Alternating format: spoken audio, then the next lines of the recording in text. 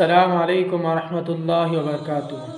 دوستو، کیا کوئی مسلمان نماز کا انکار کرنے سے دائرہ اسلام سے خارج ہو جاتا ہے یا نہیں ہو جاتا ہے؟ تو سنیے، اللہ کے نبی کی حدیث ہے، سرور کائنات صلی اللہ علیہ وسلم نے ارشاد فرمایا، من ترک الصلاۃ متعمدا فقد کفر۔ جس نے جان بوجھ کر بھی اگر نماز کو چھوڑ دیا، گویا کہ اس نے کفر کر دیا، گویا کہ وہ کافر ہو گیا۔ یہ اللہ کے نبی کی حدیث ہے۔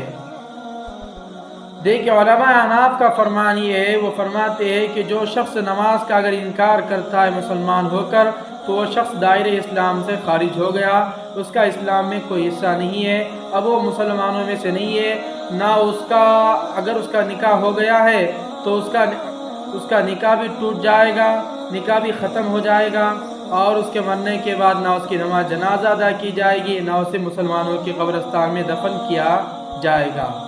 مسلمانوں کے قبرستان میں بھی اس کو دفن نہیں کیا جائے گا۔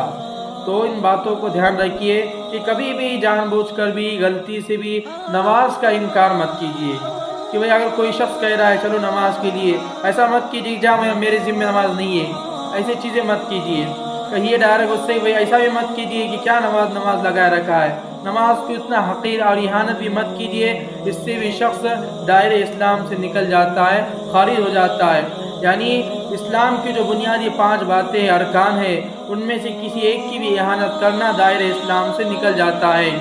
کلمہ شہادت، دوسری چیز ہے کہ بھئی نماز، تیسری چیز ہے زکوٰۃ، حج، روزے، رمضان کے روزے، ان 5 چیزوں میں سے کسی کی بھی اگر اہانت کرتے ہیں، ان کا انکار کرتے ہیں، تو وہ شخص دائرہ اسلام سے نکل جاتا ہے۔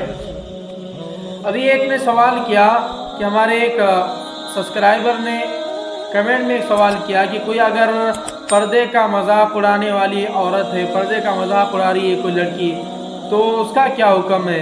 تو دیکھیے، مقدمۃ الفلاح کے اندر بہت بہترین کتاب ہے، اس کے اندر یہ بات لکھی ہوئی ہے، اور فرماتے ہیں کہ اگر کوئی عورت پردے کا مذاق اڑاتی ہے، پردے کی اہانت کرتی ہے اور کہتی ہے کیا ظلم ہو گیا ہمارے اوپر، ان طرح کے الفاظ اگر استعمال کرتی ہے، تو عورت دائرہ اسلام سے خارج ہو جاتی ہے، کیونکہ اس نے بلکہ خود پردے کا مذاق نہیں اڑایا، بلکہ پردے کے ساتھ ساتھ قرآن کا بھی مذاق اڑایا اور قرآن کا بھی انکار کیا۔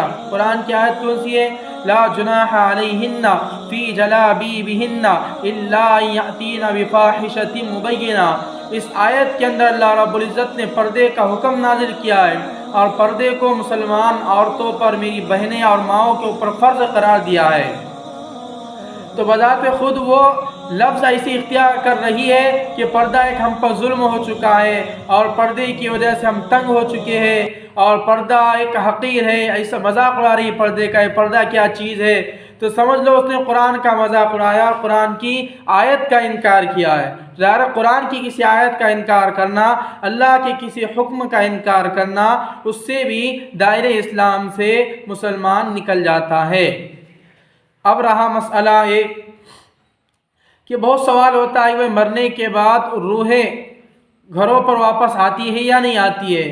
بہت سارے جو گھر کی جو بوڑھی عورتیں ہوتی ہیں، ان کا کہنا یہ ہوتا ہے کہ جمعرات کے دن مغرب کے بعد کتے کی شکل میں یا پھر کسی اور کی شکل میں جو ہمارے پہلے مرے ہوئے باپ دادا ہوتے ہیں، تو وہ آتے ہیں گھروں پر، اور انہیں کھانا وہ عورتیں دیتی ہے، بوڑھی عورتیں، اور کہتی ہیں بھئی وہی ہے۔ تو یہ بہت غلط عقیدہ ہے، انتہائی غلط عقیدہ ہے۔ اس کے بارے میں علامہ حضرت مولانا اشرف علی تھانوی رحمۃ اللہ علیہ فرماتے ہیں کہ جب انسان مرتا ہے تو اس کے اوپر 2 حالتیں ہوتی ہیں۔ یاد کریے، غور سے سنیے کہ انسان جب مرتا ہے تو اس کے اوپر 2 حالتیں ہوتی ہیں۔ نمبر 1 کہ وہ انسان مرتے وقت میں وہ نیک ہوتا ہے یا پھر برا ہوتا ہے۔ اللہ کی نظر میں اگر وہ شخص نیک ہے تو اللہ تعالیٰ اس کے اوپر انعامات کی اتنی بارش لٹا دیتے ہیں کہ وہ شخص دنیا میں آنے کی کبھی تمنا ہی نہیں کر سکتا، اس کو آخرت کی چیزوں میں، آخرت کی نعمتوں میں مزہ آتا ہے۔ اگر وہ شخص برا ہوتا ہے تو اللہ تعالیٰ کے فرشتے اسے اتنی ڈینجر سزا دیتے ہیں، اور سزا اتنی دیتے ہیں کہ اسے ذرا سا بھی 1 منٹ 1 سیکنڈ کے لیے بھی کھلا نہیں چھوڑتے، وہ قیامت تک اسے سزا میں مبتلا رہتا ہے وہ شخص۔ تو وہ گھروں پر تمہارے کیسے آئے گا؟ تو پتہ یہ چلا کہ مرنے کے بعد روحیں گھروں پر نہیں آتی ہے۔ یہ ایک سوال ہو گیا۔ دوسرا سوال یہ ہے کہ وہ آج کل کے جو ہمارے مسلمان بھائی ہیں وہ سیکولر اور اسکالر بننے کی چکر کے اندر ہمارے دین کے بارے میں الٹ سیدھ باتیں کر لیتے ہیں. جیسے کچھ کہتے ہیں کہ بھئی بائبل، وید اور اسی طرح سے قرآن، توریت، زبور، یہ سب کی سب کتابیں بہت اچھی ہے کتابیں، لیکن سب کا مرتبہ ایک جیسا نہیں ہے. یہ بات یاد رکھیے، سب کا مرتبہ ایک جیسا نہیں ہے. کہتے ہیں کہ بھئی وید، بائبل، قرآن وغیرہ ان تمام کتابوں پر عمل کر لو جنت میں چلے جائیں گے. یہ بات غلط ہے. بھئی ان کی مذہب کی کتاب وہ فالو کریں گے، تمہاری مذہب کی کتاب کو آپ کو فالو کرنا ہے. یعنی کہ وید، بائبل وغیرہ یہ جو چیزیں، اس میں ملاوٹ ہو گئی ہے بعد میں سے. بائبل کے اندر وید کا تو پتہ نہیں ہمیں وید میں کیا ہے کیا نہیں، تو لیکن بائبل ہوئے، توریت ہو گئی، زبور ہوئی، انجیل ہو گئی، ان چیزوں کے اندر ملاوٹ ہو گئی ہے. تو اس کے اوپر ہمیں عمل کرنا نہیں چاہیے. ان کتابوں کے اوپر جو بھی ہے تو اللہ تعالیٰ نے احادیث نبویہ میں اور اللہ تعالیٰ کے کلام قرآن مجید میں سب چیزیں ہیں، اسی کے مطابق ہمیں زندگی گزارنا ہے. اگر کوئی شخص یہ عقیدہ رکھے کہ وید، زبور، انجیل، قرآن وغیرہ سب ایک جیسی کتابیں ہیں تو یہ عقیدہ کفریہ ہے، اور اس سے بھی وہ شخص دائرہ اسلام سے نکل جاتا ہے. ذرا اس بات پر بھی دھیان دیجئے. اب اور ایک مسئلہ آتا ہے کہ علاج کے لیے جو آج کل کے ہمارے مسلمان بھائی بہنیں علاج کے لیے کسی کے پاس بھی چلے جاتے ہیں. یاد رکھیے وہاں پر جانے کے بعد سب سے پہلے یہ چیز دیکھنا ہے آپ کو کہ بھئی وہ شخص جو علاج کر رہا ہے وہ غلط چیزوں سے علاج کر رہا ہے یا صحیح چیزوں سے. مطلب کہ بھئی وہ جس قرآن اور حدیث کے مطابق علاج کر رہا ہے یا قرآن و حدیث کے خلاف علاج کر رہا ہے. اگر قرآن و حدیث کے مطابق قرآنی الفاظ کے ذریعے سے، احادیث کے ذریعے سے علاج کر رہا ہے تو کوئی بات نہیں، علاج کر سکتے ہو اس کے پاس. لیکن اگر وہ قرآن و حدیث کے خلاف کسی اور چیز سے علاج کر رہا ہے جو اسلامی عقیدے کے خلاف ہو تو ان چیزوں سے ہر ایک کو بچنا چاہیے، اور ایسا علاج کرانا بھی اور کرنا بھی ناجائز و حرام ہے. اللہ تعالی ہم تمام کو عمل کی توفیق عطا فرمائے.